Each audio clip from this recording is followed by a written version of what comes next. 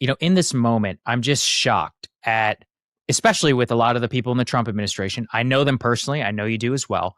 And we heard for years about the folly of being obsessed with the Middle East, of American security doctrine, just having this religious devotion, to NATO, to Europe, to the Middle East. And as I watch, the consumption of U.S. weaponry, of U.S. attention and diplomacy on Israel, an obsession really with Israel, and then also similar obsession here with Ukraine, and then even determining our relationship with India and with China on the basis of Ukraine, it just seems so counter to any grand strategic interests of the United States and of Asia, which will compromise some 50% GDP, in the next couple of years. So just at a very, 50,000 foot level, does this just confirm really that not only will we have the 2020s be a Chinese decade, but of one where, the U.S. really is just choosing the last bastions of this Cold War and 1990s, mentality. And when we had the opportunity, which it seems to be right now, we just decided not to take it.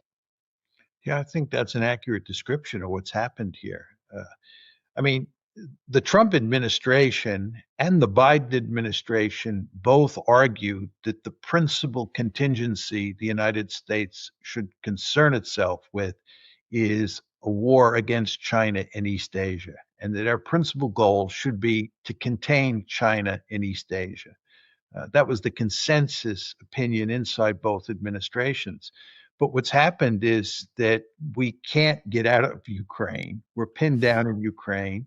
And the situation in the Middle East is even worse. If you look at what happened in the war that we picked with the Houthis, remember Trump said we're going to go out and beat the Houthis. And after about a month, Trump said, we're quitting this war. Those Houthis are mighty formidable. But of course, the real reason that we quit the war was that we were running through our inventories of weapons at record pace. Right. And our inventories are not very deep. And then we get in the wars that Israel